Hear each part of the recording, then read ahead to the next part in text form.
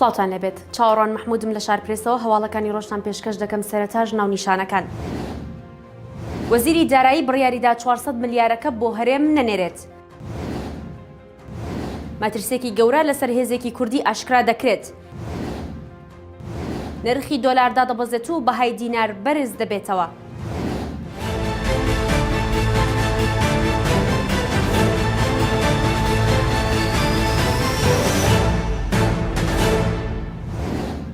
وەزیری دارایی عێراق سێ هۆکار ئاشکرا دەکات بۆ نەناردنی 400 ملیار دینارەکە بۆ هەرێم. تەیف سامی وەزیری دارایی عێراق نووسراوێکی ئاڕاستەی ئەمیندارەتی ئەنجومەنی وەزیران کردووە و ڕایگەیاندووە سێ هۆکار وا دەکات نەتوانێت 400 ملیارەکە بۆ هەرێم بنێرێت. ڕوونکردنەوەی زیاتری داوە و توێتی ئەو هۆکارانەش بریتین لە بڕیاری دادگای فیدراڵی بەرامبەر بە هەرێم تایبەت بە پاکتاوی خەرجیەکان و نەبوونی داتای دروست لەسەر خەرجیەکانی هەرێم و بڕگەیەکی بودجەی ساڵی 2021 عێراق. وەزیری دارایی عێراق پاڵپشتی بڕیارەکەی بەوە کردووە کە پێشتریش وەزارەتی دارایی تێبینی هەبووە لەسەر خەرجکردنی شایستەکانی هەرێم لەگەڵ دەست بەکاربوونی وەزیری نوێی دارایی عێراق ئەحمەدی حاجی ڕەشید پەرلەمانتاری خولی پێشووی ڕایگەیاند وەزیری نوێی دارایی هەر بابەتێک ئەگەر خۆی نێوێت کار بە بڕیاری سەرۆک وەزیرانیش ناکات.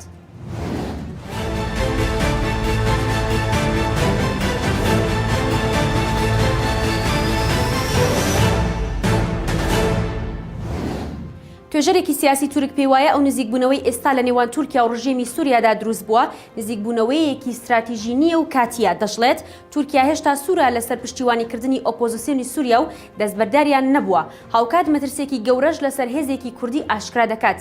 مەهەند حافز ئۆغڵۆ توێژەری سیاسی تورکی لە لێدوانێکیدا ڕایگەیاندووە نزیکبوونەوەی ئەنکەرە و دیمەشق نزیکبوونەوەیەکی کاتیە لەبەر ئەوەی ڕژێمی سووریا دەسەڵاتی بەسەر جوڵە و بڕیارەکانی دانیە و ئەگەر گوشارەکانی رووسیا لەلایەک و وشاری ئۆپۆزیسیۆنی تورکیش لەسەر ئەردۆغان نەبووایە ئەوە ئەو کۆبوونەوە سێقۆڵی مۆسکۆ ڕووی نەدەدا.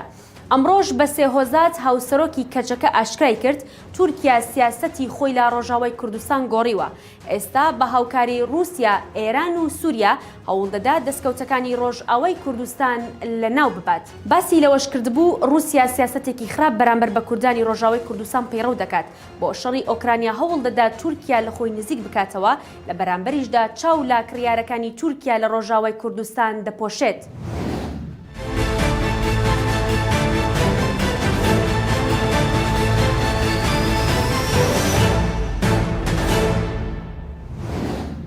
ئەندامێکی مەکتەبی سیاسیەکێتی چەند زانیاریی گرنگ لەبارەی پەیوەندیەکانی نێوانیان لەگەڵ پارتی ئاشکرا دەکات ڕاشی دەگەێنێت لە ماوەیەکی نزیکدا کۆ دەبینەوە و قوبات تاڵەبانیش دەگەڕێتەوە کۆبوونەوەکانی حکوومەت. سعدی ئەحمەد پیرە ئەندامی مەکتەبی سیاسیەکێتی نیشتیمانی کوردستان ڕایگەیاند گرژیەکانی نێوان پارتی و یەکێتی خاو بوونەتەوە و شەڕی میدیایی فەرمی و سێبەری هەردوو حیزب ڕاوەستاوە لە ئێستاشدا هەموو لایەنەکان هاندرن بۆ سەرخستنی پرۆسەی گفتوگۆی هەردوولا وتیشی پرسی گفتوگۆ لەگەڵ بەغدا لە خاڵەکانی دیالۆگی نیشتیمانی و بودجە و پەیوەندی لەگەڵ دەوڵەتانی ئیقلیمی و دارایی و ئاسایش و گرفتی پارێزگاکان لە کۆبوونەوەی وەفدی باڵای هەردوولا گفتوگۆیان لەسەر دەکرێت. ئەندامەکەی مەکتەبی سیاسیەکێتی ڕاشیگەیاند ئێمە و پارتی لەسەر گۆڕانکاریەکانی ناوتیمی وەزاریەکانمان لە حکوومەت ڕێکەوتوین و لا دانیشتنی پەرلەماندا ڕێکەوتنەکە جێبەجێ دەکرێت. پیرە ئاماژەی بۆ ئەوەش کرد ئەو بابەتانی باسم کردن جێبەجێ بوون و قوبات تاڵەبانی دەگەڕێتەوە بۆ کۆبوونەوەکانی ئەنجومەنی وەزیران.